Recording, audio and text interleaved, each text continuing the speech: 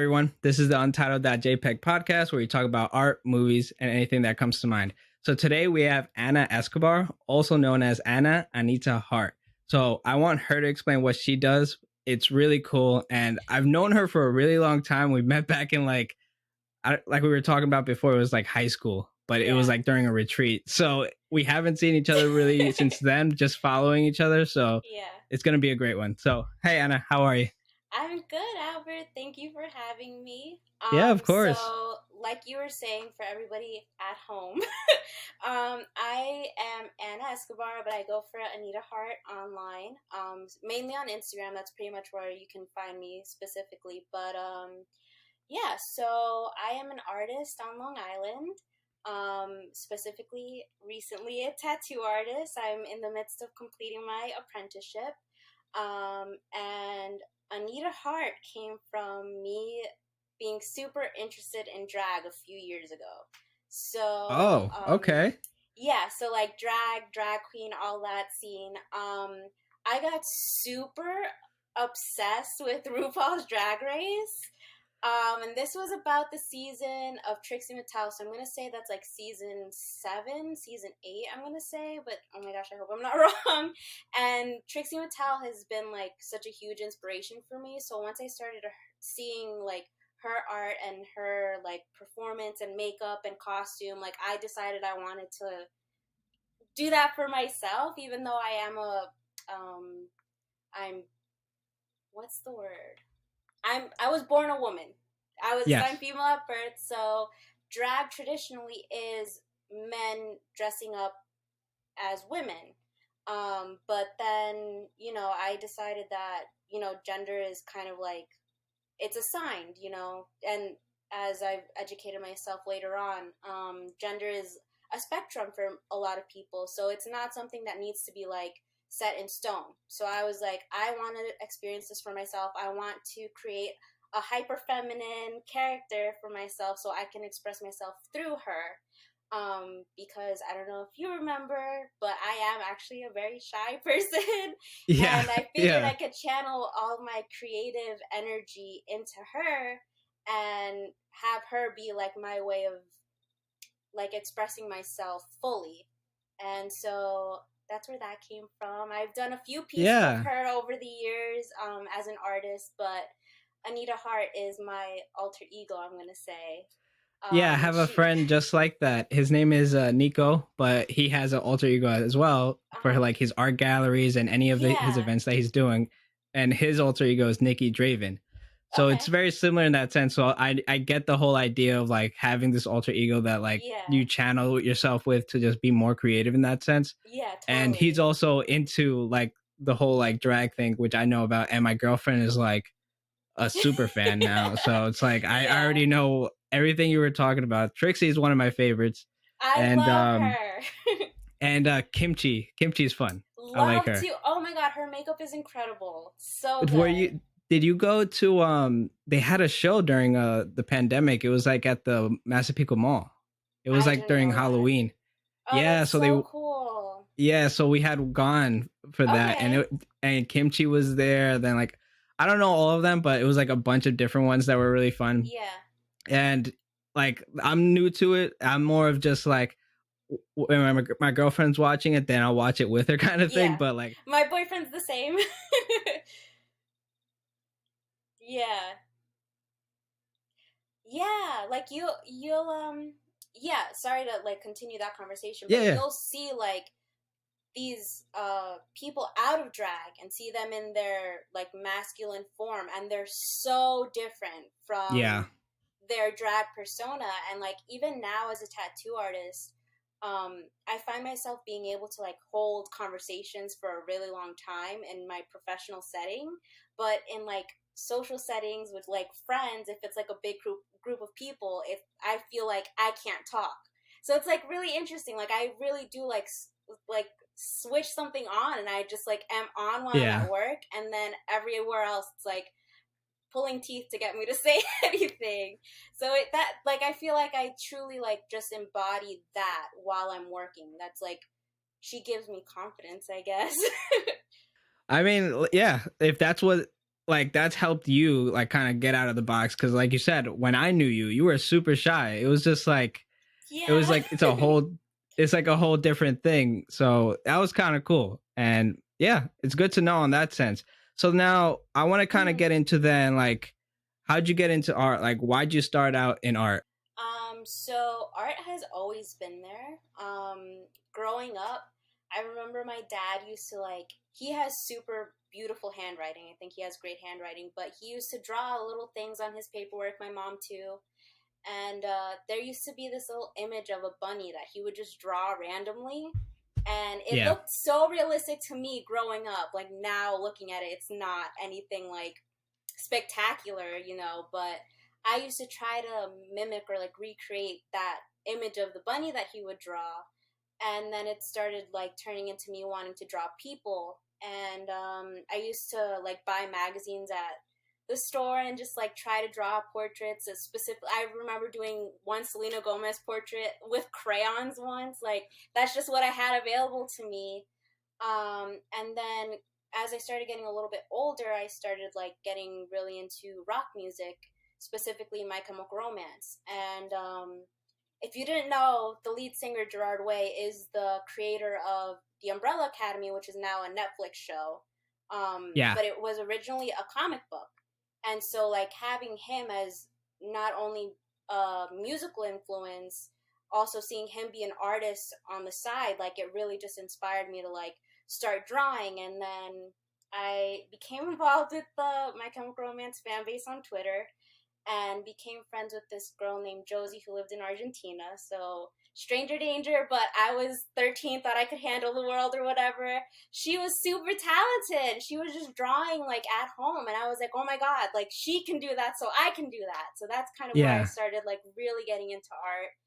And in high school, I took like the regular art classes, and I was given the option to take like I think it was advanced art and then advanced placement art. Oh, like AP And art. yeah, so once I got into those things, it's where I really like wanted to delve in and like hone in on creating a style for myself, which I now know style comes with practice. It's not something that you can just like Yeah, create you on your can't just own. develop it from the beginning. Yeah, like you really just have to. I tell everybody who wants to start in art, like, learn your basics. If you can draw a basic form, you can stylize it any which way, and then you develop a style over time of like being inspired by other people and then knowing how you like your art to look. So, but yeah, back then I really was like into just learning as much as possible, especially with the feminine form. I really do love drawing women. And I just kept doing that. And then Yeah, I yeah. started doing local art shows. I did a few with Anna Jimenez, who's Sunflower Women on Instagram. And she just wanted to really create a space for female artists. And I really like that sort of energy speaks to me as a woman, because I feel like you being not to you're a man, so like you might not Yeah. understand the experience, but I feel like women have to try so much harder. And not to like speak of anybody specifically, but I felt like the men in my community would get more clout faster. Yeah, And like I more felt, opportunities. yeah, and I felt like I was kind of being overshadowed, and I didn't really understand why um, I wasn't moving forward in terms of followings, which I don't really care about now. But like I felt like I was kind of being overshadowed by people who didn't really have the skill set that I had. So like having people like Anna who really want to give women specifically a platform was like really cool to me. So I started doing her shows, and then I kind of found my way into my tattoo apprenticeship. So I like stopped doing art shows.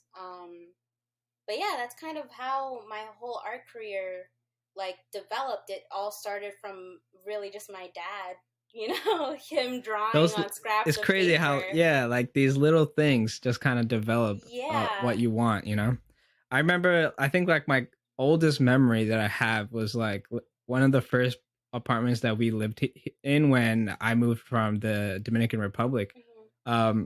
I was just on the floor and I had like this doll, I think, and then I would just like sit him on the floor without like knowing anything, but I was just trying and draw him. Like I would remember my one memory I always remember is like trying to draw his shoes. Like I'll always Yeah. start from the bottom up. Uh-huh. And I think ever since then, like anytime I think of a memory of like when I started out, it was just like, yeah, it's like ever since that one drawing, I was just like, I kind of want to keep on going with this Yeah. kind of thing. And then I remember like one time my uncle, like I'm in the middle of drawing something and my uncle's like trying to show me like a drawing, like a cool trick. And it's like all he did was like put a quarter behind the piece of paper and then just shaded in. And he's like, look, it's like on the paper now. And I'm like, but you did it on my drawing. Like, why'd you do that? So Oh yeah, my like god. I have like these patches of like memories that I just always like refer to when it comes to art. And I'm just like, Yeah. if I got pissed back then as a kid, I'm like, okay, so I guess I really enjoy art in that sense. Yeah. But yeah, that's why I always like asking people about how they started out, because they always have like this one little thing that kind of pushed them to Yeah. keep it going. It's You know? like a trigger for some people, and like Yeah, yeah, I don't know how you feel about like the practice versus talent thing, but I think falling in love with that relationship with my dad, like he's always been my hero, like just yeah, falling in love with that imagery and then wanting to recreate it and then eventually growing into something else. Like I wasn't born artistically inclined. I just like fell in love with it, yeah, So it like led into everything else. So yeah, it's cool. Like just one little tiny childhood memory, you feel yeah, like can yeah. really just turn into somebody's lifetime. And then like referring back to what you were saying with like talent and like actual practice, what I think is that people initially start with some talent, like be it like a lot of talent or a little bit, Hmm. but it really depends on the practice. Like if you're Yeah. not practicing every day, then you're just gonna stay where you started at. Right, right, I right. think practice is definitely always gonna trump like talent for sure. Hmm. Cause I think so uh too. yeah, like I have friends like I don't know if you Devon Rodriguez, like that's like his whole story. He's the one that's been doing all the subway drawings in the city and like got like super TikTok viral. So Okay. that's kind of what he started. Like that's his whole story. I had him on the podcast and he was just saying how like when he was younger, he thought he was good and everything, but when he tried to get into the art school of art and design, Hmm. they didn't accept him in the first try because he thought he was good, so he wasn't like really trying. So Right, then yeah, that yeah, yeah, so then after that he like just spent like the whole like summer or something like honing his skills and eventually he got in.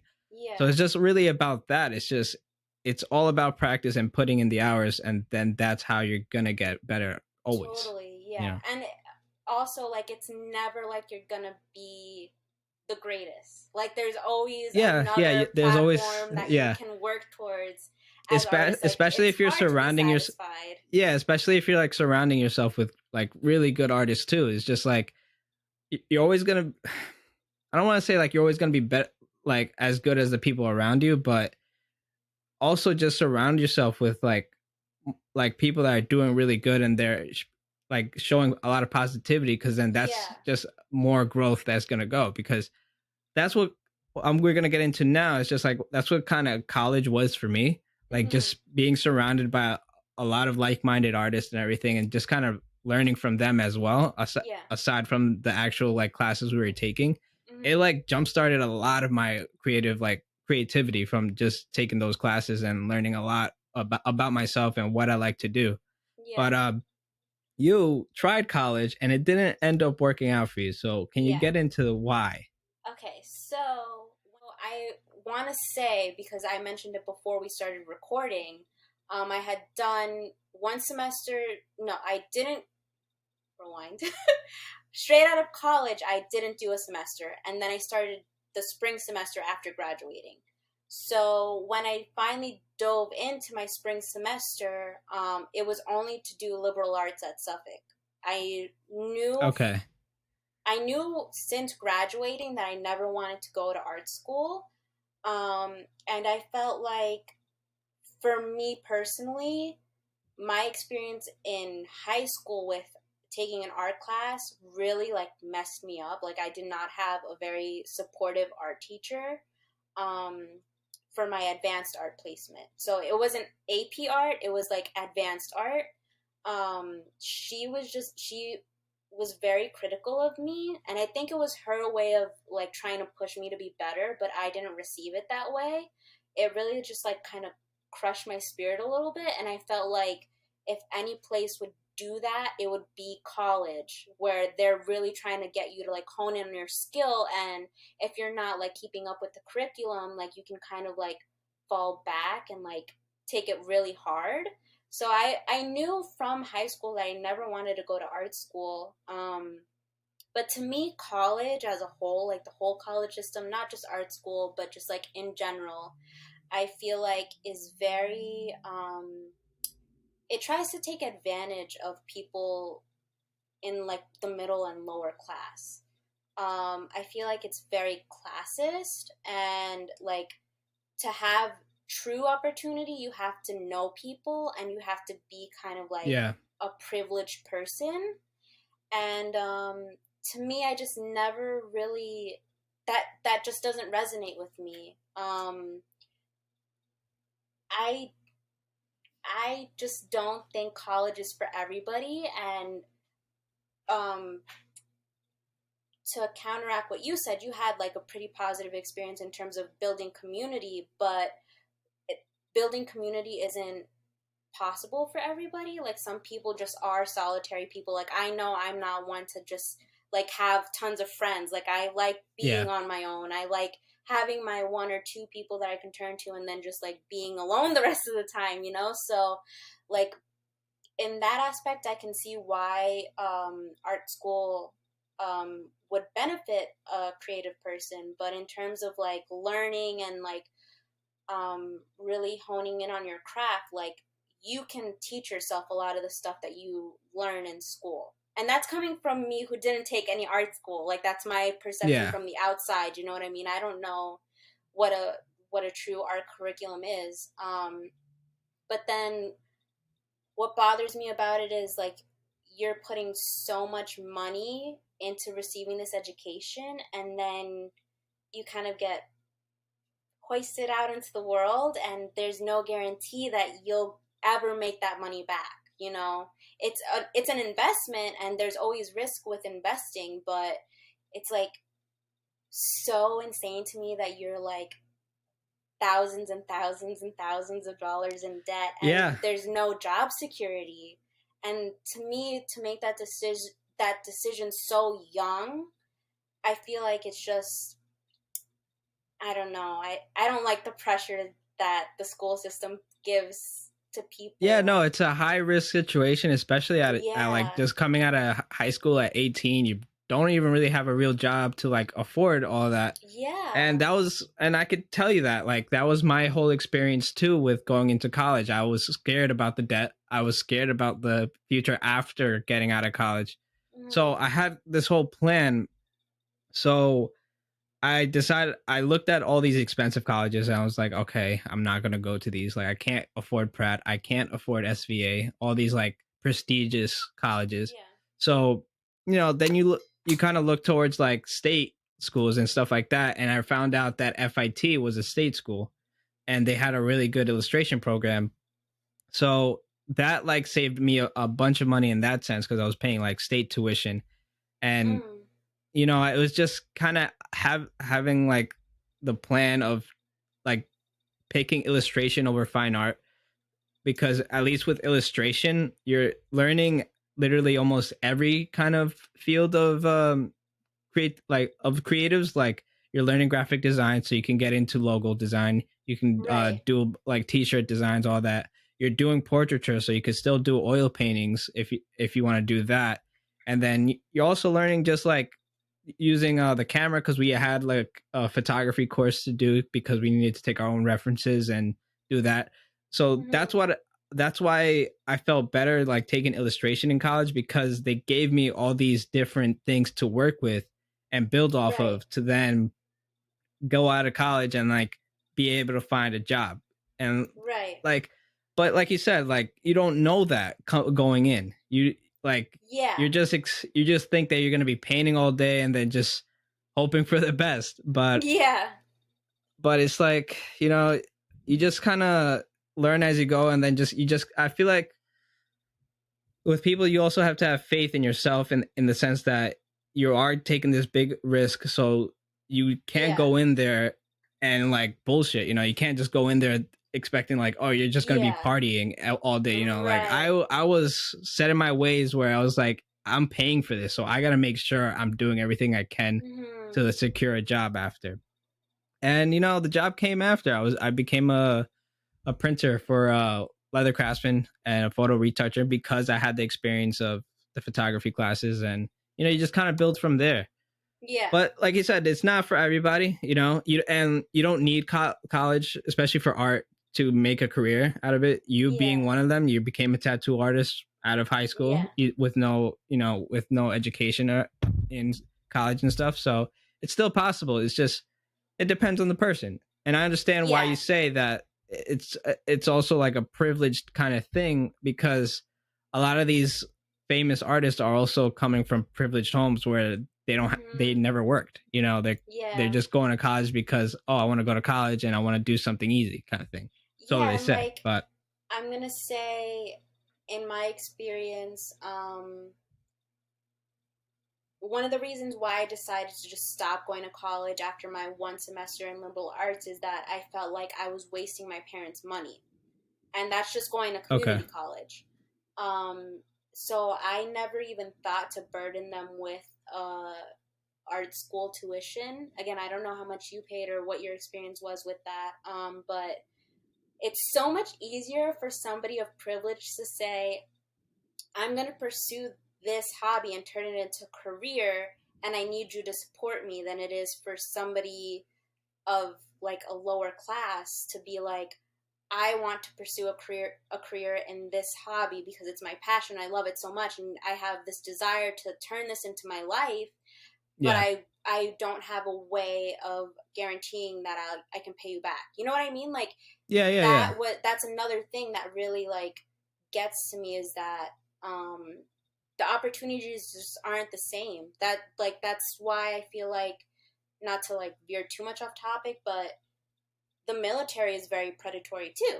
You know, like they target people of the middle and lower class because they know their opportunities are a lot smaller, and they put the opportunity to get college paid for later on in front of them. And for a lot of people, that's their only way that they could ever actually go to college. So I feel like that's another thing that bothers me about the schooling system, and not just art school. Again, it's the general college system in the United States. It's just not very, like, it's not for everybody. It's not inclusive. There we go. It's not inclusive for everybody. And that's my I mean, how many artists, how many creative people out there like that we don't know about because of this one fact that they're coming from low income houses, and like their first generation from different countries, and they can't pursue that because they got to provide for the family. Exactly. Know? Like some people just will never have the time to put into something that they're so passionate about. And everybody gets the same 24 hours. Everybody can accomplish the same amount, but it's like, it's not really the same. Like, no, it's not the same 24 hours. I hate that analogy, because the people saying that are coming from the privileged homes where their 24 hours are mostly free because they don't have to worry about making money. You know, they have all that set, so they could do, like, they have so much more free time than someone that has to go like with a 9 to 5 and then like go to their second job kind of thing. So that analogy, I was always like, it just doesn't really make sense. But all right, so let's veer it back to a little bit more art. So have you ever felt like an imposter syndrome? Do you know what that is? Yes. Okay, so have you ever felt that? All the time, especially now being a tattoo artist. I find myself like so being a tattoo artist now, I have to put out a lot more content than I have ever in my entire life. I'm drawing every single night at least 2 appointments. So there have been times where I've been given a piece that I'm really excited for, and I put this like immense amount of pressure on myself, and then I find myself hating everything that I'm drawing. And there was one instance in particular. I'm so glad this client was so understanding. He was so sweet, but he asked for a piece on his forearm. And in the tattoo world, like a forearm piece is like golden. It's like such nice skin to work with. It's super flat. And so he asked for a Medusa piece to go there. And I was like so excited. I was like, oh my God, yes, yes, yes. The night before the appointment, I'm like drawing and I'm drawing and I'm drawing. I did like I started over 4 different times. And I cried twice that night. And then it turned to be like 4 in the morning. And I just couldn't do it. Like I just couldn't get it out of me. So I messaged the guy and I was like, hey, I think we're gonna have to reschedule. Like it's just not working. And he was super understanding, but like the whole day I was just kicking myself in the ass. Like how can you not do this piece? Like he came to you, he knew that you can do it. He came to you specifically for your skill, and you're not putting out anything. And I feel like that in particular was like a moment where I was just like, dude, how did I even get here? Like, I don't know what I'm doing. How do you draw a face? Like, I was just like so in my head about it.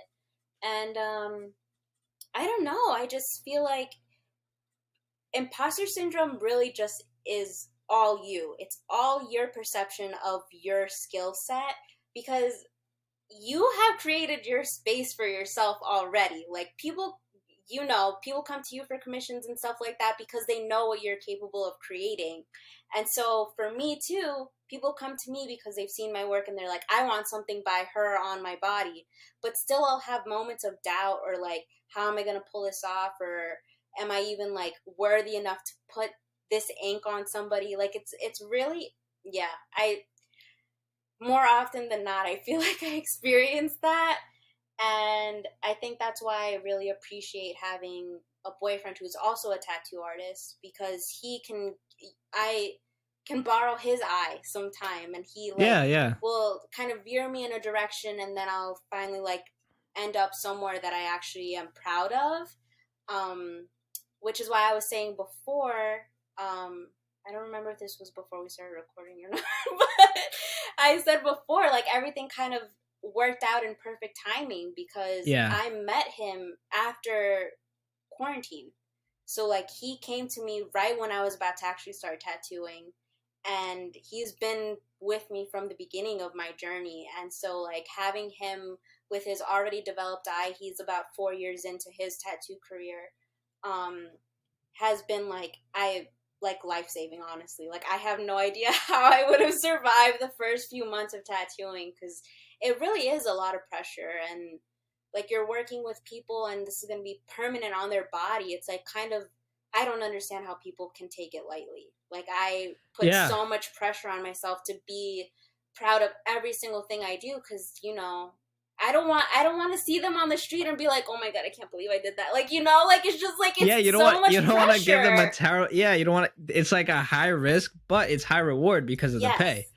That's what my friend Craig was telling me, because he works out of Eastside Inc. in the Lower East Side, and that's what he's been saying since the beginning. It's like, it's a great job because you're doing what you love, but again, it's still high risk because you're putting something permanent on someone's body, and you don't want to mess up.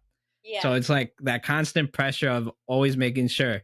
And that's kind of why, like, I thought of tattooing, but then it's just like that pressure of that constant pressure. I was just like, always geared me away.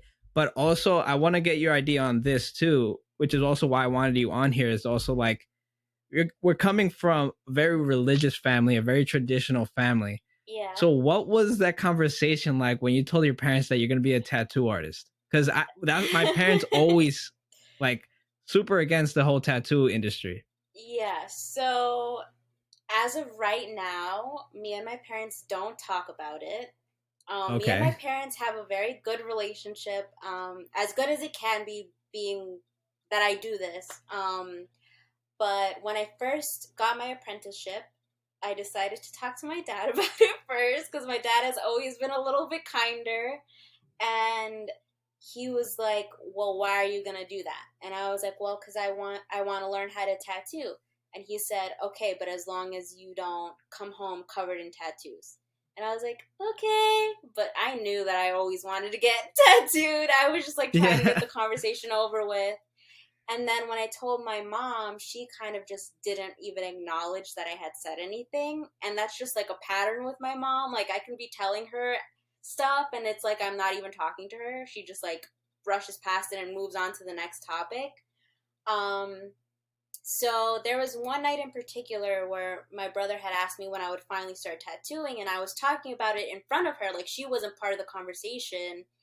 And not to be like upsetting or anything, but she was listening the entire time, and I wasn't conscious of that. And then I look up at her and she's crying, and I was like, oh my god, no, like she's upset that I'm like doing this, because to them, like, my parents are one, Catholic, and two, immigrants from El Salvador. And so their experience with tattooing is MS-13.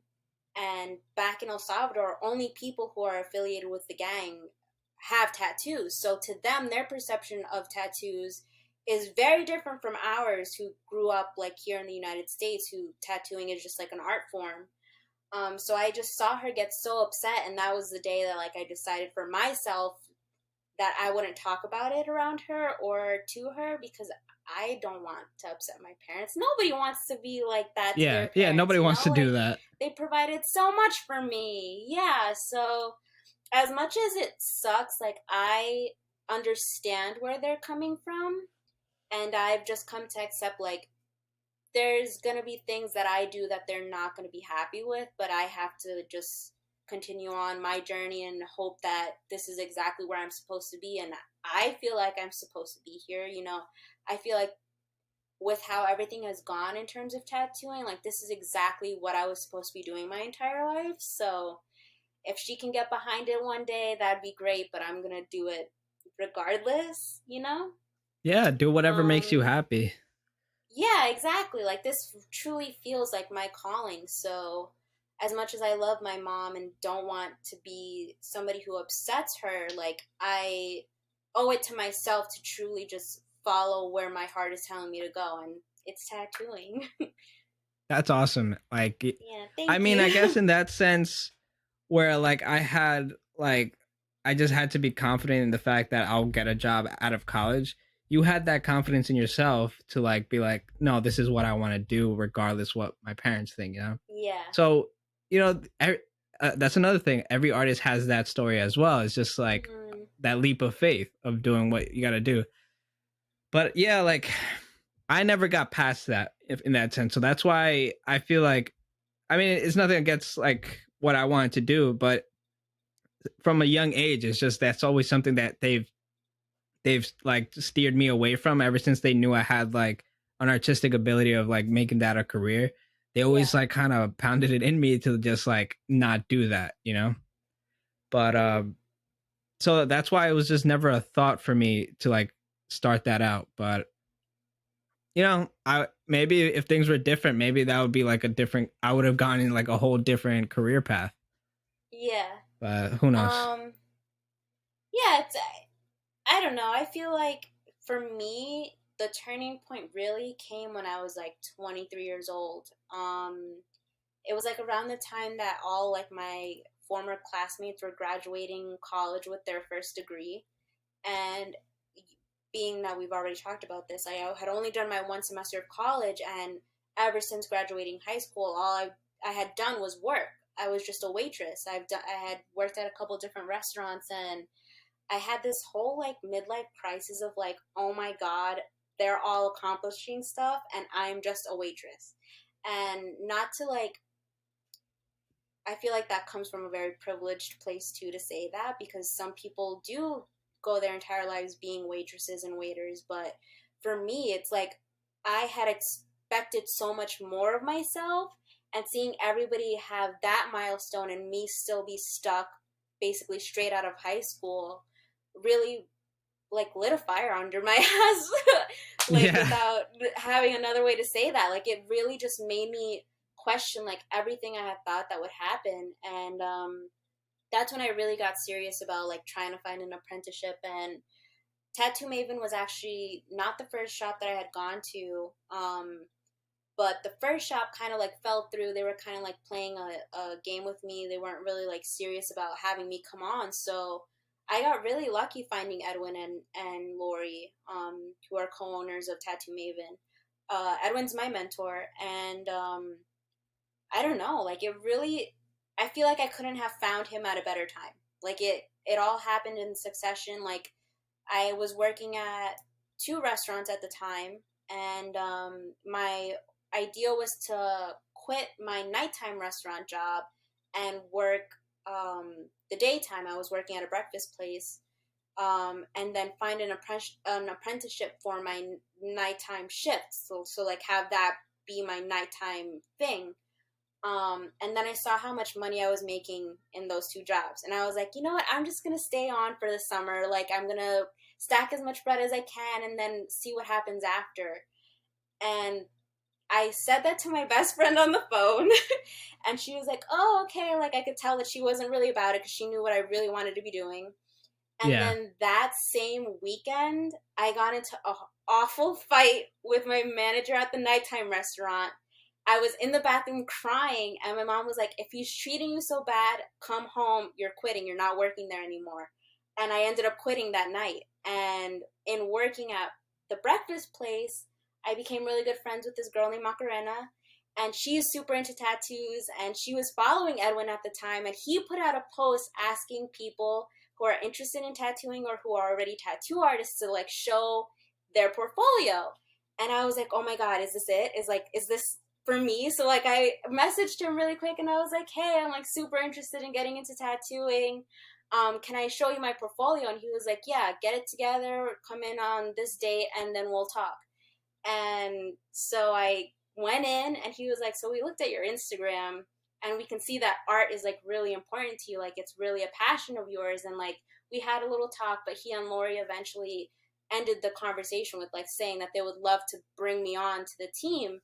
And so like if everything hadn't worked out the way it did, where I ended up quitting that other job, like it just all fell into place pretty much. Yeah. And like that's why I feel like this is exactly where I'm meant to be. Like just with how everything worked itself out, it was like the universe gave me kind of a slap in the face because I was pretty devastated having to quit that other job because I was making such good money, you know. But it really like opened my eyes to like, this is the universe telling you to go back into this direction regardless of what you think you want. Like you're supposed to be going there. And so yeah, I don't know, it's really cool to think about. I don't know, it's like unreal a little bit. That's awesome though.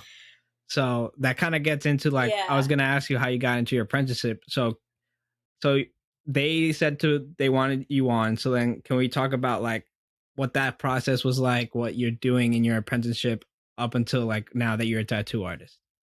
Every apprenticeship is different. It really depends on who you go to.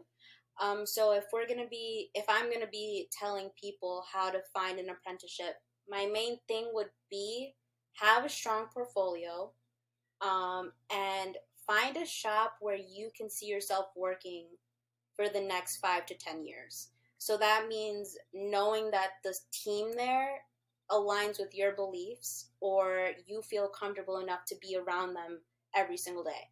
I feel like tattooing still is an industry that has some learning to do, in terms of being like politically correct and just the way they treat people. I'm lucky enough to have a mentor who is super respectful, and he's also Puerto Rican, so he knows what it's like to be like a person of color, coming up from a lower class family, you know. So I feel like he and I identify with each other in that way, but not everybody is like that.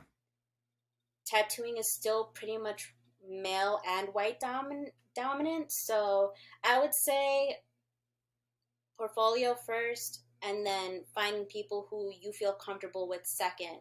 An apprenticeship is a very big commitment. So when I first started there, Edwin pretty much just told me to start coming in a few times a week, hanging out, seeing how the shop goes, and seeing if it's really something that I'd be interested in. And after a while, they started giving me a few responsibilities, mostly keeping the shop clean and doing a lot of like the booking stuff. So if people would come in to book an appointment, like I would steer them in whichever direction, whichever artist I thought would be good for the project. I would handle the money and stuff like that. And I was drawing anytime that I had free time. And then if I had free time and I wasn't drawing, I was watching Edwin tattoo.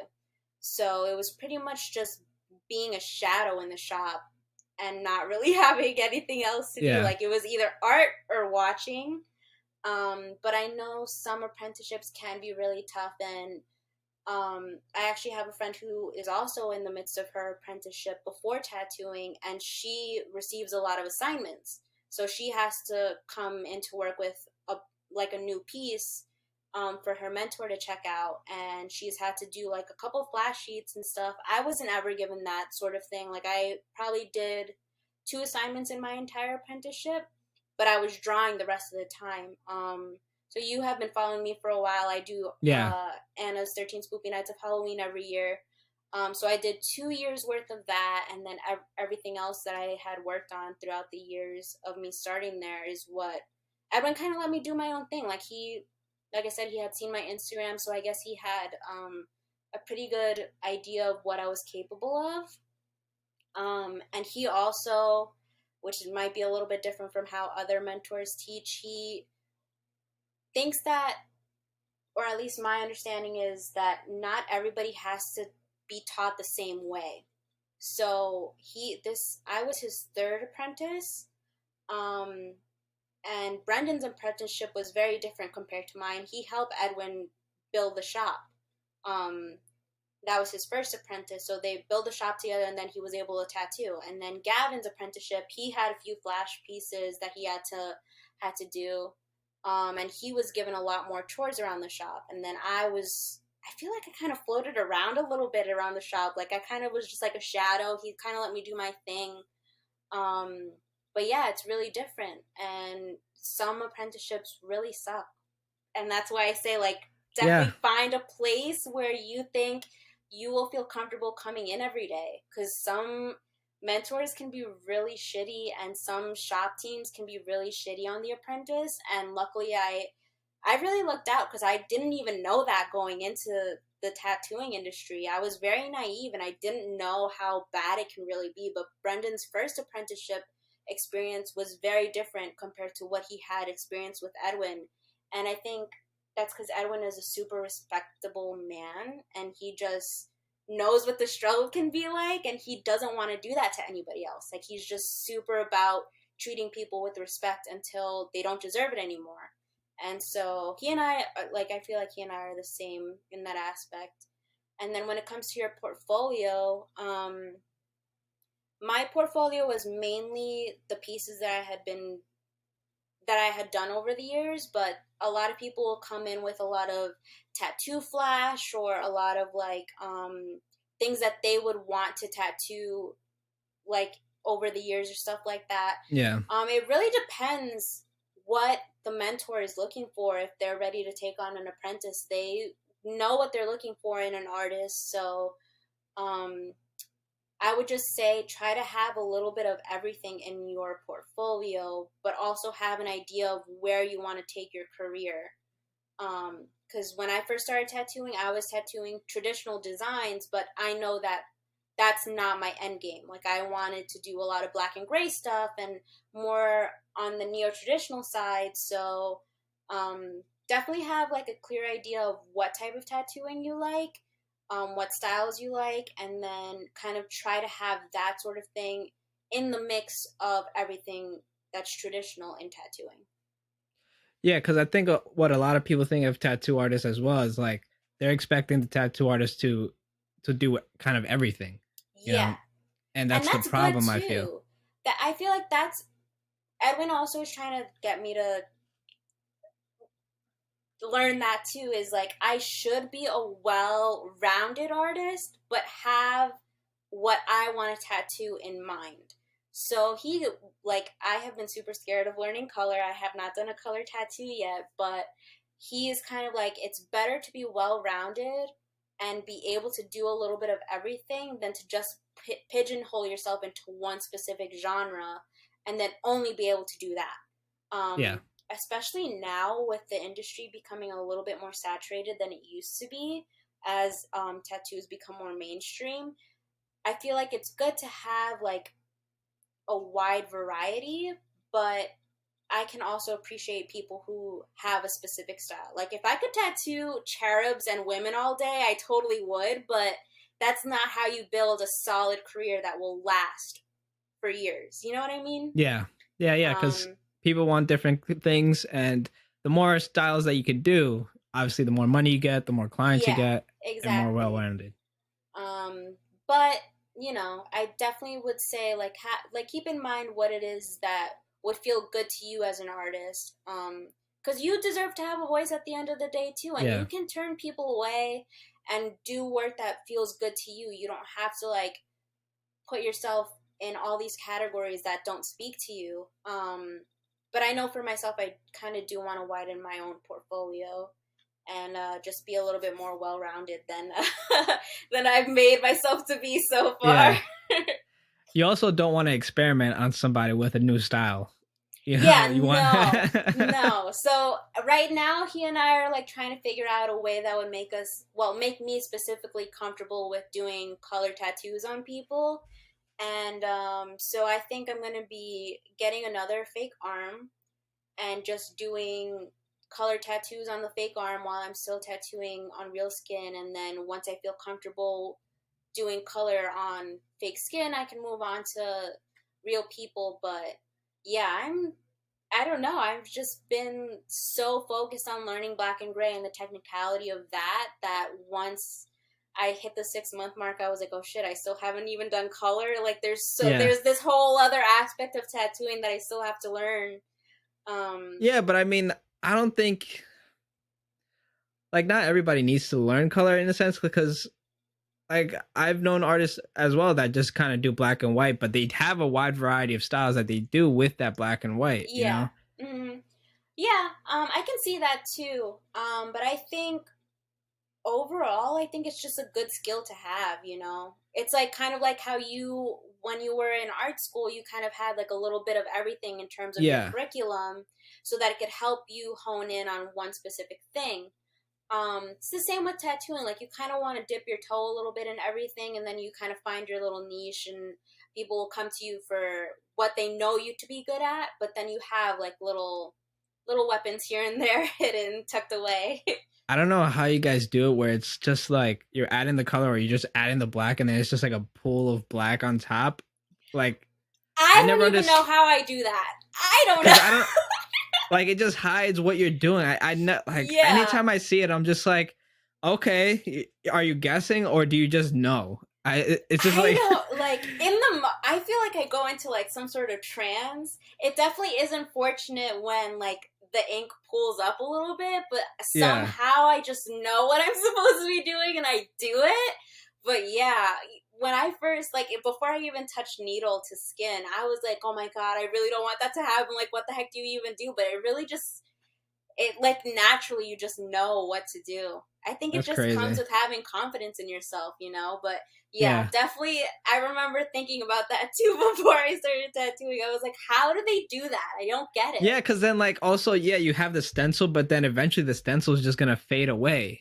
Yeah, so it's just like, you kind of have to work really smart. I've started a tattoo, and the first line that I pull and wipe, stencils like smudged all over the place, and then I'm like, oh my god, how am I gonna make it for the next 2 hours? Yeah. But you kind of like work smart, and that's why you kind of start in one corner of the tattoo and then work your way out instead of like jumping all over the place, because if not, you're just gonna have like a huge mess. Did you also learn on yourself first? I did do one tattoo on myself. It's a little swallow, and it has a little love note in the beak. It's cute. Pretty bad. Not that good. When I did it, I was like super proud of myself, but now that like I have a little bit more honed in on my skill, I look at it and I'm just like, oh my god, I can't believe that I thought I was ready to tattoo when I first did that, because it looks crazy. But everybody always says that it looks good. I guess I'm just being a little hard on myself, but it definitely was not good. Did you do it on like your thigh or something where you could hide it? It's my ankle. So it's like right okay. there in the open. But my boyfriend did a piece right above it that's pretty distracting, so you don't look at it too much. Oh, gotcha. Okay. But when I designed that piece, I designed like a sister piece to it. So I'm gonna have another swallow on my other ankle, and it's gonna have like a little 4-leaf clover in the beak. So one is for good news, and the other one is for good luck to me. Okay, that's like, cool. Carry throughout my career. But yeah, it's definitely not the best tattoo, but everybody starts somewhere. Listen, yeah, you start somewhere, and that's why you kind of have to practice on yourself before you do it on somebody else. Because I guess you also learn like how to put the needle on the skin and how much pressure to use, right, when you're doing it on yourself. Yeah, so when I did my first tattoo, the needle size that I used was a 5, and that's a thinner needle. And I didn't realize how easy it is for you to blow out a line when you're using a thinner needle. So I was just like pulling a line left and right, not really like minding my pressure. And now that it's healed up, a few of the lines have like gotten a lot fatter than they were when I first did the tattoo. And that's just because I went too deep into the skin, and then it kind of like spread out. But yeah, now that I've like had a few months of tattooing, I've seen stuff that's healed weeks out, and it all looks really good. So I definitely learned something over the last few months. But yeah, it cool. Is what it is. Yeah. That's good to know for sure. Well, since you've been doing it for a while now, I wanted to ask, have you had any like horror stories yet? That if you want to talk about, if you don't, then it's fine. There's one story in particular. There's two that I can talk about, and both start out with them not sitting so great. So the better one, the better one of the two, this person was getting a piece on their lower leg, and the entire time they were just super like fidgety, and anytime I would go to pull a line, or even just when I started shading was even worse, but anytime I would go to pull a line, their body would like tense up, but they would move as they're tensing up. So I had to be like really mindful of that. And then once it got to the shading, they kept asking me for breaks. And typically during a regular tattoo day, I'll take 2 appointments. And they were my first appointment of the day. So I had somebody coming in at 5 o'clock, and the day was just getting away from us. And there was one break in particular. I was like, okay, listen, it's about 3:45. I only really have like an hour and a half hour to finish this tattoo to give myself time to get ready for my next one. So I'm going to really just need you to tough it out and just sit through it. And luckily they did. Like, they didn't ask for any more breaks. They stopped moving. I think me saying that made them really conscious of like, okay, this isn't as bad as I think it is. Like, I can actually sit through this. And they were really fine after that. But I was sweating the entire time. I was like so scared that I was gonna like move with them, like fuck up my lines and stuff like that. I was sweating the entire time. But it ended up being one of my favorite pieces, so I guess it wasn't as bad as I thought it was, but it was not an easy session at all. So you couldn't like move it to maybe like another session, like they have their time up and then just tell them to come back? Okay, so that had been an option. I did give the person the option. I was like, okay, so you either tough it out for the next half hour, or we'll wrap it up here and I'll have you come back. And they were like, no, let's just get it over with now. Like, they didn't trust themselves to come back. Yeah. They had also, in the beginning of the session, told me that they had an unfinished tattoo on their back, and that the artist had told them to hit them up to reschedule, and they never scheduled another appointment because they didn't want to go back. So I was like, I knew I was taking a gamble with offering them that, but they were like, no, I want to sit through it. Like, we only have a half hour left. Let's just do it. So yeah, that one was pretty tough. And then the second one, it's like super specific. So I hope this person just doesn't listen to the podcast. So it was an a forearm piece. Again, forearms are like my favorite part to tattoo, but it was a pretty detailed piece, and I was really excited for it because it wasn't like something that I normally like. I don't think up until that point I had done anything like it, so I was excited going into it. Freaking the first touch to skin with the needle, the person was already shaking, and I was like, what is happening? I was even surprised because this person was like super tall, super like fit, and I was like, you're a young person, so like what are you experiencing right now? It was the first time I had ever had anybody like outwardly show that they were in pain like that. And the whole session, anytime I would go to pull a line, just was like tensing up, shaking, asking for multiple breaks. And there was like a point where I gave the person the option to just finish it at the line work, and they'll come back for another session so that I could do the shading. And they were like, how long do you think the shading will be? And I was like, maybe like around 2 hours. We have about 2 hours left of the session altogether. So if you think you could do that, then that's cool. If not, I don't mind stopping now. And they were like, no, I just want to get it over with. And even saying that, they did not. It was not any better from us having the conversation. Like, still super fidgety. And this is after COVID times, so my shop specifically has been super strict about having extra people in the shop. So I know some people really enjoy coming with their friends, but we're not allowed to have them. So their partner came to the shop to like come give them moral support, I guess. And I was like, you can't be in here. Like, I'm so sorry that you like came all this way, but like you guys can talk for maybe a few minutes, but I really need to like get this tattoo finished. Like, you can't be here. And so they were in the lobby for so long, and I was actually starting to get really, really annoyed because like the day was just getting away from us. Same thing, like they were my 1 o'clock appointment, and I had a 5 o'clock coming in, so I was just like getting so annoyed. And then at the end of the day, I didn't even get to finish the tattoo because the breaks just kept getting asked for, and I had told them that we would schedule another appointment.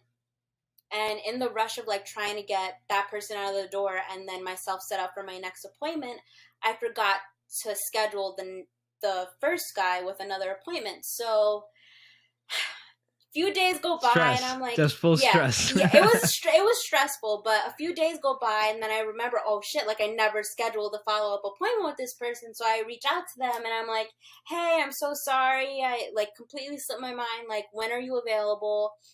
And the person goes to tell me like X and X, I'm on vacation right now, I'm coming back this date, whatever. And I was like, okay, I have availability this day. And they were like, can we put color in the tattoo? And I remember having told the person when they came into the shop, I don't do color. We had booked the original appointment through DMs, and the reference pictures they had sent me were all black and gray, so I figured they're looking for a black and gray tattoo. There's no need to like clarify that I only do black and gray. But when they were filling out their form and I was showing them the piece, they were like, can we put color in it? And I was like, I don't do color, I'm sorry. If I had known that you wanted to do a color tattoo, I probably would have recommended you to somebody else.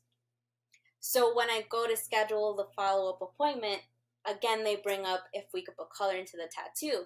And I reiterated, I don't do color, but now we had already started the shading. So if we were to put color into that, it's gonna make it muddy. It would make it muddy because you don't shade color with black and gray. It just muddies the color out. And not to mention, this person was of a darker complexion too. So it just add like one thing on top of the other. And I was like, oh, I'm so sorry. Like, I don't do color yet, and blah, blah, blah, trying to like get the person to just schedule the appointment. And they flat out were like, so do I need to find another person to finish the tattoo? And I was like, they didn't say it like that. I wish I could find the DM right now, but basically that's how they should have. That's basically how they could have said it. I was just like, I was furious. I looked at the message and I clicked my phone off and I put it down and I was like, I cannot believe that just happened. And I like gave myself a few minutes to like respond. And I talked to my boyfriend about it, and he was like, why don't you just do the color? And I was like, I don't do color. I'm not going to start with this tattoo that I already started, and I already put shading in there. And I was just like so furious. And then I messaged the person back, and I was like, I feel like it's a little offensive that you would ask me if it's okay for you to go to somebody else when this is a tattoo that I designed specifically for you. We already started it, so now you're going to go give somebody else money for something that you and I started together. And luckily they apologized, but I was like, no. You don't ask a tattoo artist that. Like, I don't know how you could think that that's okay. I don't know, but yeah, that's like probably the worst experience I had with a client. But we never scheduled that. We never scheduled that follow-up appointment, and I don't follow them, so I don't know if they got it finished by anybody else. I had finished the tattoo enough where it doesn't look like it's unfinished. Like, I had gotten. Did you do all the line work? Yeah, all the line work was done, and I had gotten the main part of the tattoo design shaded, and then the rest of it was pretty much just like the accent stuff and background stuff. So it was finished enough where I felt comfortable, but it definitely was still unfinished. So if they went to somebody else, that's on them, but I didn't even want to see them after that. Like, I was just upset, you know? Yeah. It's just like such a weird thing to ask someone, and that person is an artist themselves. So I was like, that's like so disrespectful to the process. Like, how do you not know that? You know what I mean? Yeah, no, for sure. Yeah, you don't ask someone else to finish someone else's work. So yeah, no, very strange. But luckily, of the 6 months of tattooing, those are like the two worst experiences. And the first one wasn't even that bad because the person really got it together and trooped it out in the end. But person number 2, I still, like, when I think about it, I'm just like, why? Like, why did you do that? Hopefully the horror stayed to a minimum. But yeah. Just wanted to ask because it's always fun sometimes to hear the different stories. Because I had another story where it was like a lady just came in yelling like crazy. Oh yeah! Oh my god! Yeah. Even without tattooing, after quarantine, the first day we reopened, like I said before, we're not allowed to have like extra guests come in with the clients, and at the time we were locking the door so that no walk-ins would come in. So Lori, the co-owner, went to open the door for the client, and her husband, like, literally just like zip line tried to slide in. He got in. And, okay. It was Edwin's client, and Edwin has like a lot of really strong relationships with his clients. So me not knowing what the situation was, I kind of just like let it slide or whatever. One thing led to another, and this guy kept pulling down his mask. Mind you, this is first day reopening from quarantine. So one of my coworkers was like, hey, like, you really need to have your mask up. And words were said, and then in the end, that person ended up punching my coworker in the throat. And they got kicked out, rightfully so. But it's like, we're just asking you to wear a mask, and you're not even supposed to be in the building. You know, like, how are you? That's crazy. You're wrong from the beginning, and now you're getting physical. Shit. Yeah. Luckily, that's really the only physical altercation that I've witnessed, but apparently stuff like that is not uncommon. So no, it's not. That's why I always ask. Yeah, but I was just like, seriously, like, the first day back from quarantine, and this is what's happening. Like, this is how things are gonna go. And I actually have a recording on my phone because we have security cameras throughout the shop. We're all like up front. And I'm, like, in the front station there, like, just, I was kind of just, like, floating around because Lori was having everybody check in. And as this is happening, like, you see me just standing there, like, watching everything happen. And then the punch gets thrown, and I looked at myself. I don't even move. It's like I wasn't even cognizant of what was happening. Like, I literally stand still as a statue, and everybody else is, like, running to, like, see what's going on. And I'm just there, like, just standing there. It's so freaking funny to me. I don't know. I literally, it's like my brain turned off. Yeah. I have mean, no idea. it's shock. You were probably just in shock of the fact that it actually happened. Yeah, damn, that's crazy, man. Yeah. Okay, so that's horrors. So then, what's something that surprised you about the industry? So we actually have a new apprentice too, who's apprenticing under Edwin, and we were having this talk the other day, but I think I really underestimated the amount of work that goes into a tattoo outside of the shop. So Edwin is he does a lot of portrait work. So when he comes into work, he's pretty much printing a stencil of a portrait. And he does what he does on the skin, like he doesn't really need a detailed stencil. But for me, I don't do portrait work. Everything that I do is a new design by myself. I try to design a new piece based on the references that I receive. And sometimes even the simplest designs take so much more thought, because I don't want anybody to have like a replica of somebody else's tattoo. So I really underestimated just how much drawing I was going to have to do. And Nick, my boyfriend, who's also a tattoo artist, he draws a lot of his stuff. Well, actually everything, because he's a traditional tattoo artist. So most nights we'll get home, we'll have dinner. I get home at around 9 o'clock. We'll have dinner, and then from 10 o'clock until like 2, 3 in the morning, we're drawing. So it's literally, I'll work 12 to 9, eat, and then I'm back at work from 10 to 3. And it's pretty tiring, I'm not gonna lie. But that's just part of what goes into it. I'm sure a lot of people can, a lot of other tattoo artists can attest to just like how much drawing needs to get done, how much prep gets done the night before.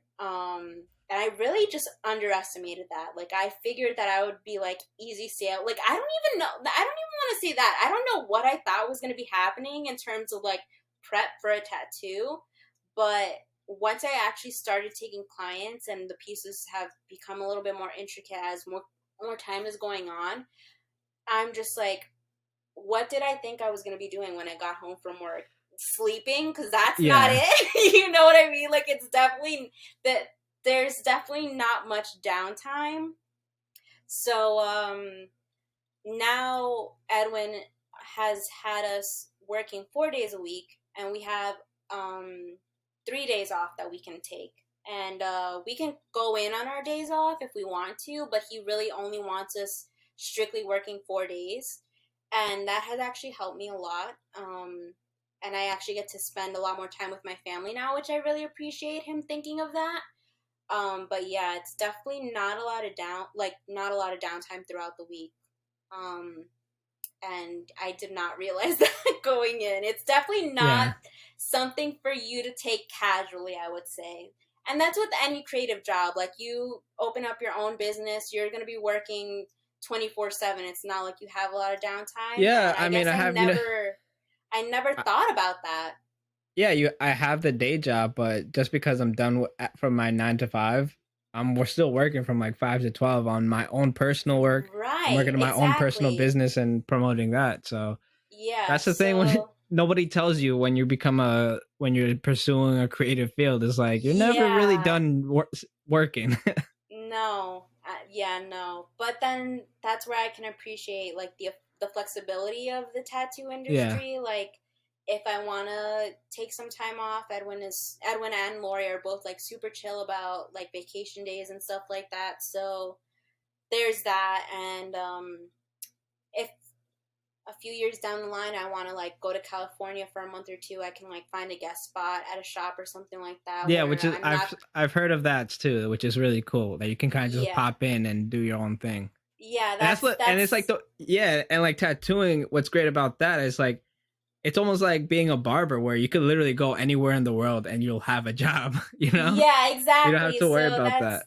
That's something to look forward to. I don't think I can do that right now since I'm still in my apprenticeship, but I definitely am looking forward to just like taking a month to go to like Cali or whatever other state that I would want to like visit, and then just working a few days out of the week just to have some stuff to live off of. But yeah, Yeah. it's like, it's really cool, you know. It's not a job that is really comparable to anything else, at least from my experience. So definitely very grateful. But when I'm in work mode, it's pretty much work mode nonstop for 4 to 5 days straight.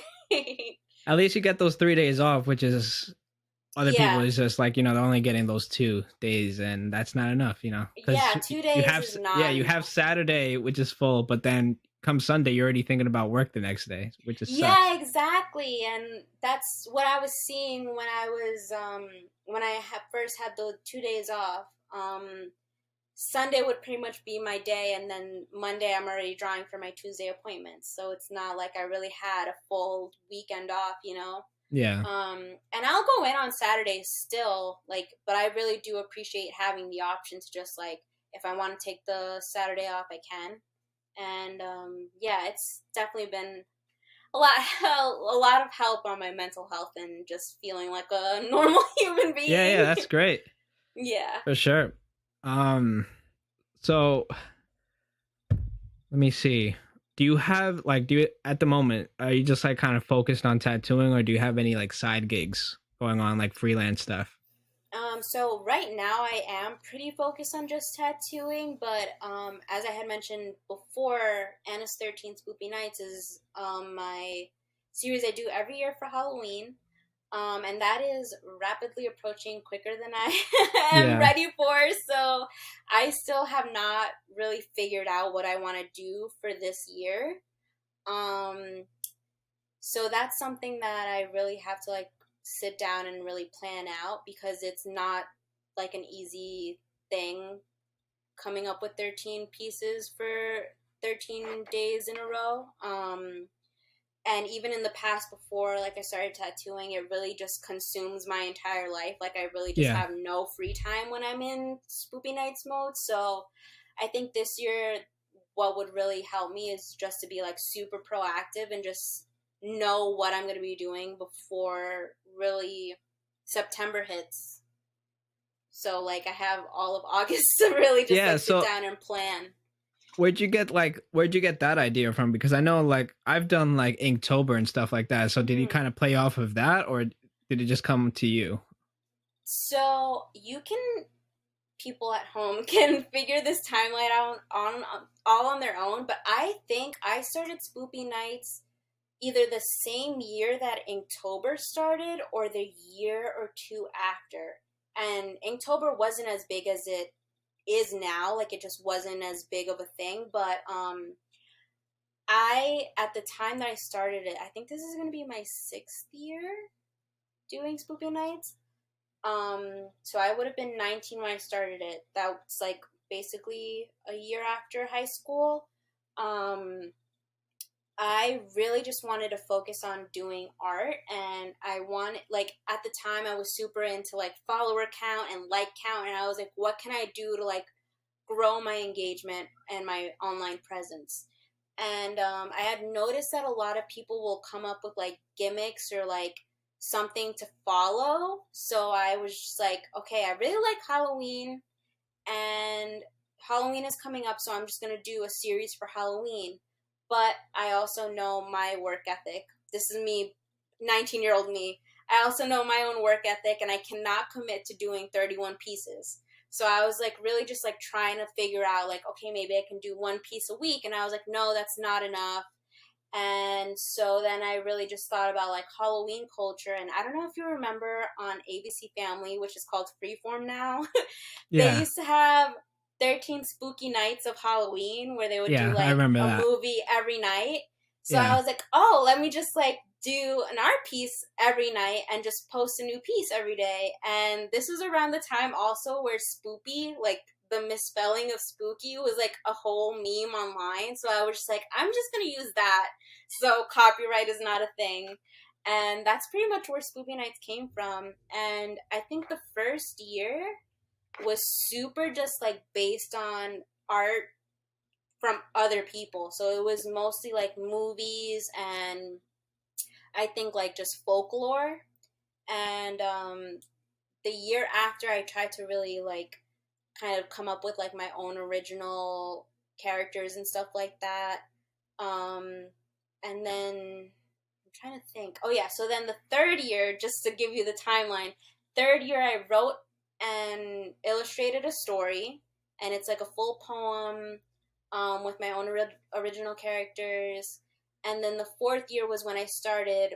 I had already been at the shop, so I didn't really have as much free time because I was working my day job and then working at the shop at night. So I tried to come up with something as easy as possible, and I did a series of pinups because pinup girls like back in the day, it was just the woman, like it was just the woman with a plain background. So I was like, I'll just do a modern day Halloween pinup series. And then this last year, what the heck did I? Oh my gosh, I can remember what I can do further back. What did I do last year? Oh yeah, the coffins. Oh my god, the coffins, my headphone is falling out. Hold on. Literally could not remember. I did coffins last year, and I think I was looking for something that I would be able to sell because I knew that my apprenticeship was going to be like moving into tattooing, and I wasn't anticipating making as much money because I had cut my hours back at the restaurant so that I can devote more time to being at the tattoo shop. So I wanted to like save up as much money as possible. So I bought these wooden coffins on Etsy and drew a bunch of girls with like clown makeup, and I using resin like encased them into the coffins, and I actually ended up selling pretty much all of them, which was really nice. But yeah, that was last year, and now we're here, and I don't know what I'm doing this year. But it'll come to me. It always does. Yeah, I mean, you still got 2-3 months to think about it, so yep, you should be fine. Last year, that was the first year that I fully committed to Inktober because, like you, yes, I remember. I was just like, okay, I always start off strong. I'll do like the first week or a second week, and then I'm just like, this is too much. I can't. But last year, I was like determined. I'm like, I have the time. I could probably do this. So I did all the horror actors. Yeah, they were like all monsters black from and the white, movies. right? Yeah. So I got the idea from a friend of mine, Craig, because one year he got really into like dry brush with sumi ink and stuff like that. Okay. So I've always wanted to learn that and just try it out. So I used the advantage of Inktober to like get to know how to do that. So I bought like a 5x7 sketch pad. I started doing like 9x12s, like they were huge pieces, like in the beginning of the week. And I was like, this is taking way too long. It's too much. Yeah, it's too long to be working that big and do 31. So I switched to a 5x7 and started, and I realized that was so much better. But no, it's really fun, and I think I'm gonna do it again this year with, hopefully with the time and everything. And now with my new job, I'm working from home, so I have nice. So I have like my work studio already set up when I'm done with my job. But yeah, it's always fun because then it's also something that you're learning on, like, because I'm a digital artist, so I'm not doing much traditional. I still do traditional here and there. Yeah. But it just kind of brings me back to the basics and like, practice that again. And with that, learning that, it's kind of changed up the way I work digitally now too. Okay. Yeah. Okay. So I mostly work digital now too. Last year, Spoopy Nights was Prismacolor pencils, Copic markers, and gel pens. But I haven't like drawn traditionally. I don't even remember. Oh, I think actually it was around Christmas time, which is like a long time ago now. Yeah, but I mean, you're working on skin, so one could say that's still traditional. So I guess so. Yeah, you're still working traditionally. Doesn't it feel weird when you go from like strictly working on your iPad and then you're like on paper and you're like, you go to like zoom in, but you can't zoom in real life. All the time. My thing is a fucking tab to undo. I always do that shit on fucking paper. It's so bad. It's like so weird going back to that. Yeah. It's like muscle memory and everything. Yeah, like after the first day, like it's the first day of like going back into it, then I'm all fucked up like that. But then, you get through it and then just start working traditionally. You get back into the groove. Yeah, like I try and do a couple like oil paintings here and there, especially obviously if I get commissioned for some. Like a recent one I did was like a little 8x10 portrait of a little girl, which was a lot of fun because Mm-hmm. I'm always used to, like back in college, I was like doing very detailed, like super like into like the little nuances or anything. Where in that Yeah. one, I was like, I don't have time to be doing that. Like I have my job and all that, so I learned to Yeah. just like do like be faster and like worry about more broad strokes. And that one ended Mm-hmm. up being my favorite piece that I've done oil painting wise. Oh, And then nice. yeah, so it's just like these things is just learning from time, like Mm-hmm. not wasting time anymore and being more efficient. Because Yeah. I right before that, I had this huge commission where it was like I had to do two like 24 by 36 oil paintings. That took me Okay. over a year to like complete. Yeah, that's And crazy. yeah, because that was like the first time I've ever worked that big, and like I had to Mm-hmm. like I had that deadline to finish it. But from that, I learned a lot because that one I was just like focusing too much on the details. But as Yeah. like the end came near, I was just like, fuck this, let's finish this now. Yeah. Yeah. Wait, so that'll bring us to a point too. I feel like when I was a young artist, I used to like rely on being inspired a Mhm. lot for me to like be able to complete work. And now that I'm a tattoo artist, and I'm sure now that you have worked like very commission based and you now have a full time art job, like you know that inspiration is just not something that you really can rely on anymore. Like you Yeah, have to no, have like sometimes your you need own, that prompt. Yeah, you need yeah, someone to you tell have you to what they need. have your own motivation to keep yourself like working, or else you're just not gonna make money, you know? Yeah, and that's really why, cuz before like college, I thankfully had a good art teacher like my last year. Well, the last 2 years of high school I was had the same art teacher, and she was kind of the one that convinced me to go because I just did, like you, I didn't really feel comfortable going into college for art, just art. But she Right. convinced me, like she taught me all the different things, and she's the one that taught me about illustration, which I had no idea about.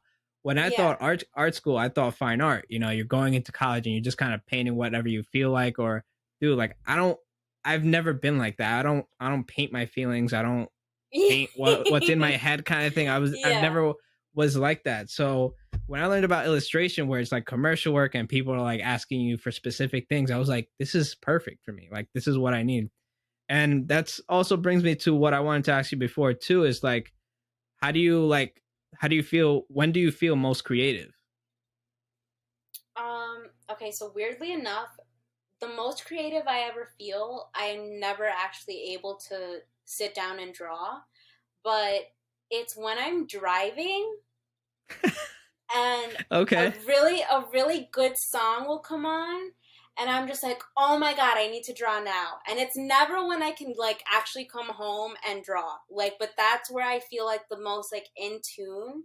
I think like just having that, like, I guess I don't know if it's because like I'm driving and like the possibilities are endless, like I could literally Yeah. drive to like Canada if I wanted to, and just having like a really good song in the background just like really opens, like I literally feel like my brain opens up and I just like, I need to draw it. I never can. But So what you could do, like what I've done with situations, because I go through that too sometimes when I mm-hmm. can't draw, or like I've had these dreams too where I'm like, I have this idea. I just go into the notes app and then I'll just like sketch a little thumbnail. Have you ever tried something like that so Yeah, you don't forget the idea? Yeah. I've done that before, or I'll write down the lyric that like kind of triggers that moment. Yeah.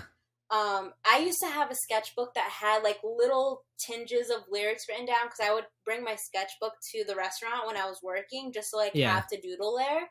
And I'll hear like over the loudspeaker would hear like little lines here and there, and I would just like always, when I would sit down to draw, like if I didn't know what I wanted to do, I would just like read through the tiny little lyrics. But yeah, I have tried that before too.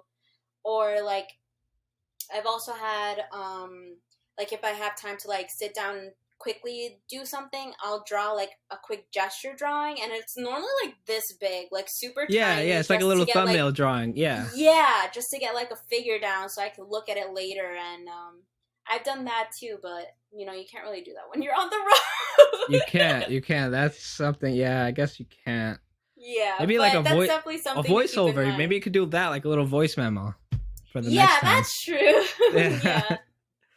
Yeah, we always, that's funny that it's like there's just moments that you can't like record and then you always like, yeah, I'm going to remember it. And then when the time comes, like, what was it? No, yeah.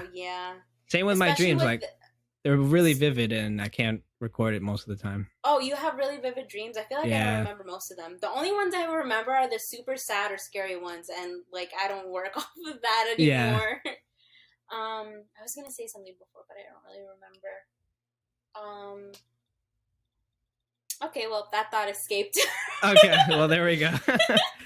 All right, so we're almost done. So let's talk about then advice for like upcoming tattoo artists then. Okay, so I kind of gave a little bit of that before. If you're looking for your apprenticeship, definitely have that strong portfolio built. There's a few, like, if you really need the inspiration or the kick, there's a few TikToks accounts that really, like, have documented their experience as people in their apprenticeships. My friend, I'm going to say their Instagram, Art by Madeline Paris, was super transparent about her journey trying to find an apprenticeship on TikTok. And she actually shows you her portfolio that landed her apprenticeship. So if you wanted to check that out, it's on TikTok. I'm pretty sure TikTok is the same handle, but definitely a super strong portfolio. And now that we talked about it, definitely know that you're going into a career that has a very strong or a very large workload. So it's not something that really you can take casually. So if you don't feel like you have it in you to constantly pump out work, tattooing probably isn't the creative job for you. It's just, especially once your career kind of takes off, the demand for your skill will also take off. And you know, there are times where you can keep your books closed or whatever, but you know, you are relying on this for your financial stability. So know that you're only making money when you're creating artwork. And if you can't consistently create artwork, or if you don't feel like you have it in you to be disciplined to create artwork consistently, that's okay. Just don't go into tattooing. Like, this isn't something that really can be casual. And then just know who you are as a person and what you're willing to surround yourself with, and find a community that is similar or like-minded. I don't know if I can really give advice to people who are already artists in this field since I'm so young. So I definitely would gear my advice to people who haven't found an apprenticeship yet. But yeah, just know it's actually really fun and it's a fulfilling job, and meeting new people is a great part of it. Like, I don't think I realized how much I would enjoy, like, meeting new people and getting to talk to people for hours at a time. Like, it's really been a fun part of the job. But yeah, those would be my top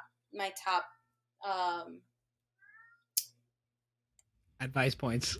There we go. Yeah, went blank. Those would be my top points if you wanted advice. That's great. Yeah, that's another thing I always admire about tattoo artists too, because you're like with someone in their most intimate state too, because you have all this hours of like working together that you're gonna get stories out of them. Mm-hmm. I'm wondering if someone's like ever recorded like over the years of like all these kinds of stories they've done and like heard and put it in a book. I feel like that would be a cool book to like listen to, like getting the best moments out of people and putting it on paper. I feel like I've heard some pretty good stories, but I can't imagine, like, my mentor has been in the industry for over 20 years. Like, the things that he's seen or heard, or you know that's what I'm saying. Like, it must be so like crazy. You could probably you probably get so many out of that, and there's probably a lot that he could probably remember that are the most memorable. I feel like if you could, I mean, but then it's also someone's personal story, so then you got to worry about if they want it. See, but then you could do what I did and just like avoid names, avoid very specific features. True, that's been and done. Pronouns, you know, that is true. That is true. Then they could do that. Yeah. Okay, so let's get definitely interesting. Yeah. So let's get to the fun part then. I want to know what your favorite movies are and like what movies you recommend people to watch. Okay. So most of mine are super girly. My top few movies, I'm going to start with 13 Going on 30. That's with Jennifer Gardner and Mark Ruffalo.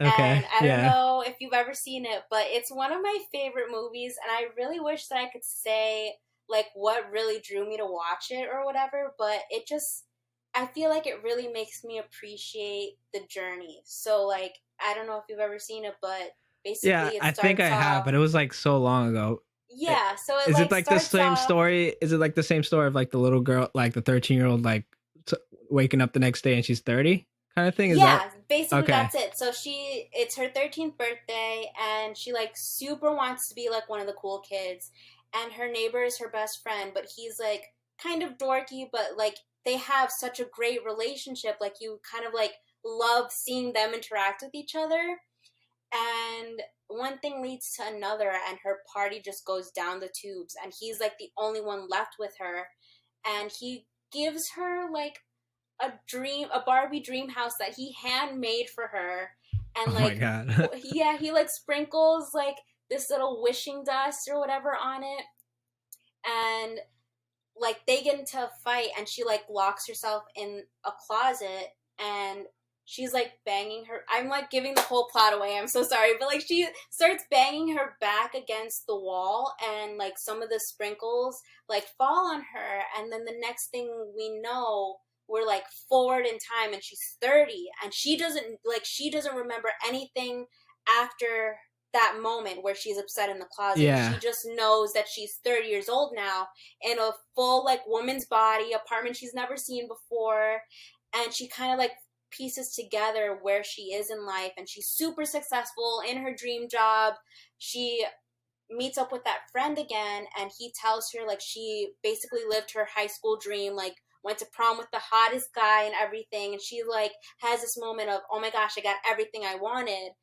But as the story goes on, she learns that she became like a really like not a person Like that a she bitter person. admires. Yeah, she's like she has an affair with a guy. She doesn't Okay, so talk to her let's like parents anymore.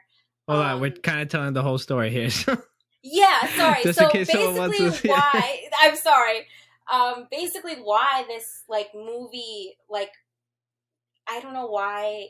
I guess why it means so much to me, or like why I hold it so near to my heart, is like you can wish and wish and wish for your life to go one way, and you get all that, and it's not what you expect it to be. So just like be exactly who you are, and have faith that you will get everything you want in the end.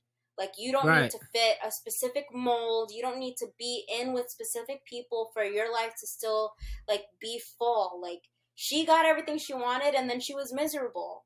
And fortunately enough, like the movie ends up with her like going back to being 13, and she lives a life truer to herself, and she ends up getting a happier life in the end. And like I don't know, I just love that whole sentiment, just like be exactly That's cool. you and everything will work out. And then for like my sappy sad story people, Pride and Prejudice with Nicole Kidman, I'm gonna say, or is it Natalie Portman? I don't know which one it is. It's a newer version. It's based on a book that I've never read, but I just love that story because it's pretty much the entire thing is unrequited love, and then we get a happy ending. But I just live for like people being so tragically in love and not knowing how to get together. Like that's basically Yeah. the entire story. Is they That's too don't sad for even me. I love it. I love being sad. There's like this one scene specifically that like I could cry over every single I. time, and I love it so much. Like I don't like when there's drama in my life, but if I can enjoy somebody else's drama, I'm there. And that's why I love that movie. That's But yeah, great. it's just the styling of the movie. It's set like in the like I have no idea even, but it's definitely an older setting, and their dresses are just so pretty. And yeah, I just really, really like that movie for the story, and for just like the art of it is just like so nice. There's a lot of like subtle symbolism too, that if you're not paying attention, you won't catch it. But if you are, like you catch like what the director was trying to do in these certain instances. But yeah, that's Okay. a really good one. And then What's a for my recent one that Disney, you've seen? uh, I was gonna go into Disney. Okay. My top 2 Disney movies would be Moana and Coco, and I'm sure anybody who's like a Disney fan Yes. has seen these movies, but if Yeah, you yeah. haven't, definitely go for it. Moana kind of serves the like finding your purpose and like listening to your heart, and you know, she ends up like going on this full journey and then coming home and like helping her family. And I feel like the art of that movie is beautiful, the music of that movie is beautiful, and it's just like that movie was such an experience the first time I saw it. And that I didn't mention this before, but when I was in my senior year of high school, I thought I wanted to be a Disney animator, and then I went back to like not wanting to go to college, so I didn't. Yeah, do animation that, is it, but animation is another like career that's just so intense. Yeah, so I ultimately didn't end up pursuing that career, but movies like Moana, specifically Tangled, is kind of what made me want to go into Disney. Is just like how much emotion gets put into these movies, and they aren't even real characters, and you still like feel so much for them. And it's just like such a beautiful experience to just like be able to identify with people that aren't even real. It's not like even yeah. I mean, that's the whole thing. It's just like the ability to convey emotion and not having, you know, in an animated state. And like animation has grown like massively from like the beginnings of like, you know, like if you the look 2D at like drawing, Toy Story, and then like, Toy Story, exactly. Like, have you seen the original Toy Story recently?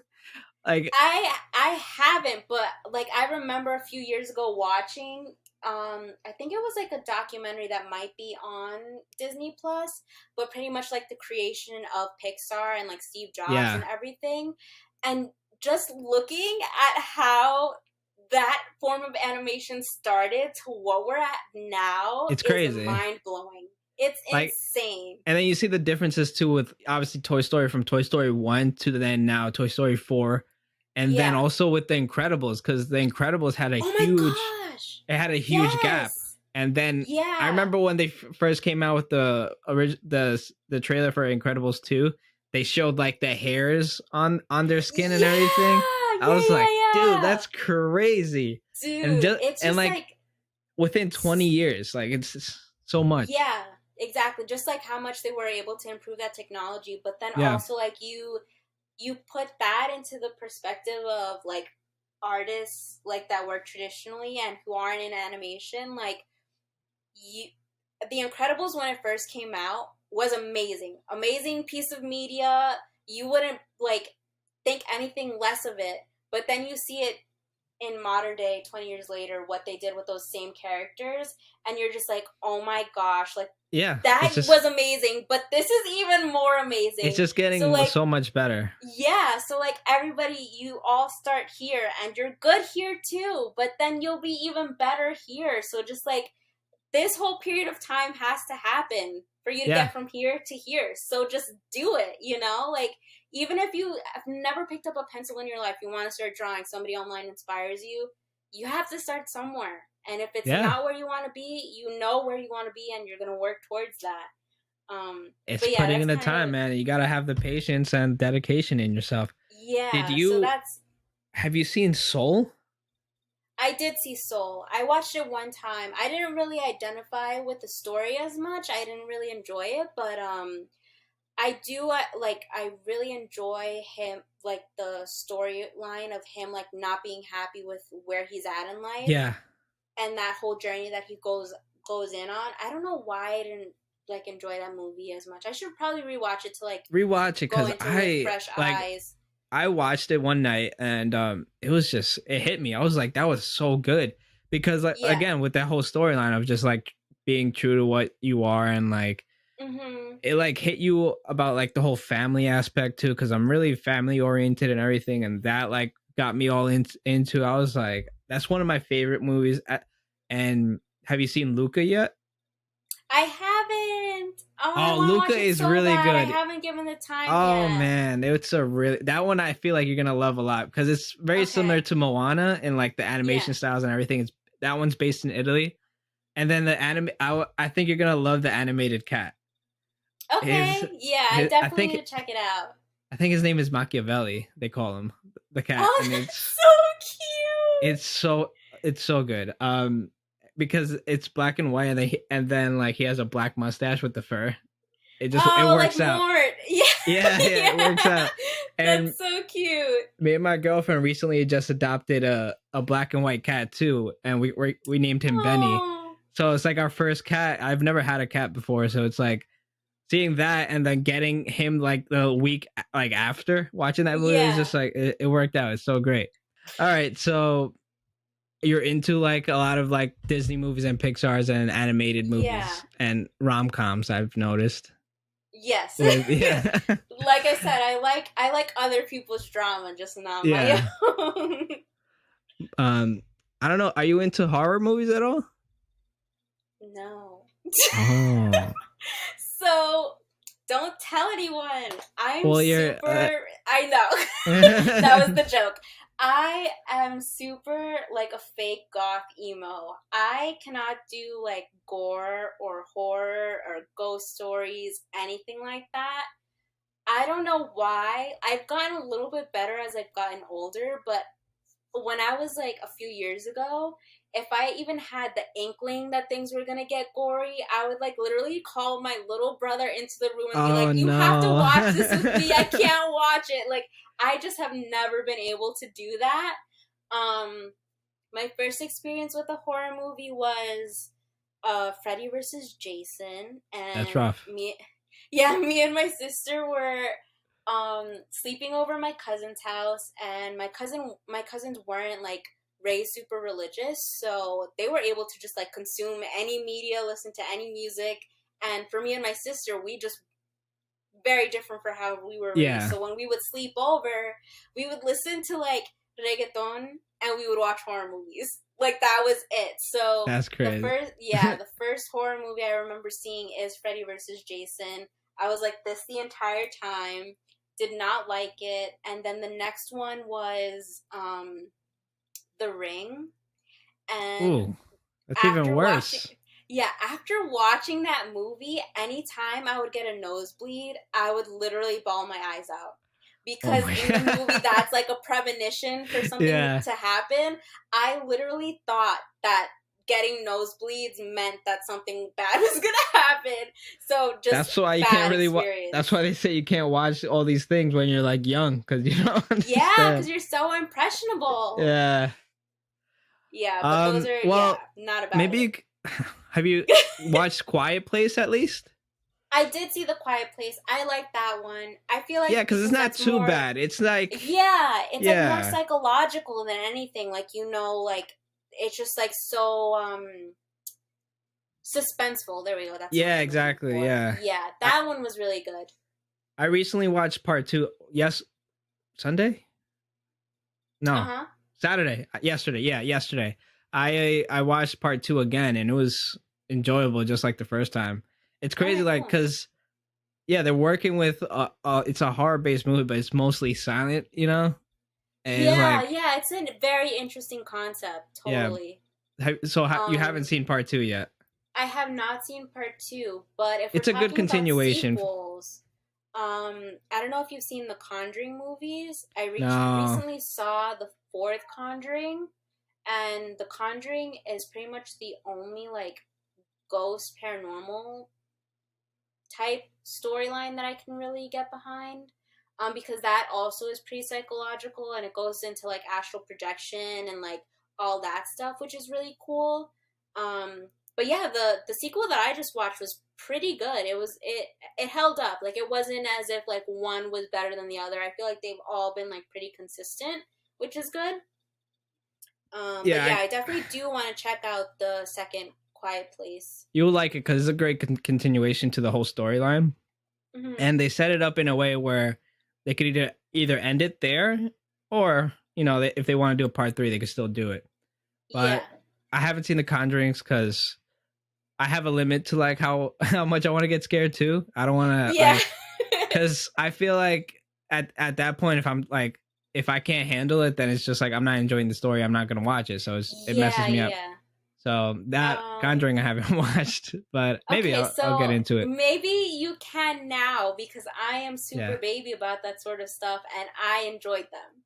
Okay. So like at least there's that to kind of like fall back on. The only problem is I'll have to watch it by myself because my girlfriend she can't do horror movies at all. We went to no! Yeah. We went to Universal one year, and it was like when Stranger Things was really big, so they had a whole installation for horror nights with Stranger Things, and we were going through the haunted houses and everything. She went through it, but with her eyes down, arm like to my arm. She didn't even see anything. All she was going by was like just hearing it, and like I was the one guiding her. So it's like there's no fun in that, you know. So I'm just gonna have to watch it by myself. Once. Yeah, I did that once. I went with 2 friends, and the entire time I would like sandwich myself in between them, and I was walking like this through the haunted houses. Yeah, not good. Yeah, I'm not good at being scared either. Maybe one day we'll get better, but yeah. All right. Well, I want to thank you so much for being on. This was really fun and informative for people that want to get into tattooing and like kind of get the idea of what it's like. I've had other tattoo artists on before, but you know, it's always good to have more and to have different perspectives. Of course. Yeah, thank you so much for being on. Right. It was a pleasure of mine to have you. You know, yeah, of course. Yeah, totally. It was a pleasure. All right, guys. Yeah, so let them know where they could follow you, and then we can wrap up here.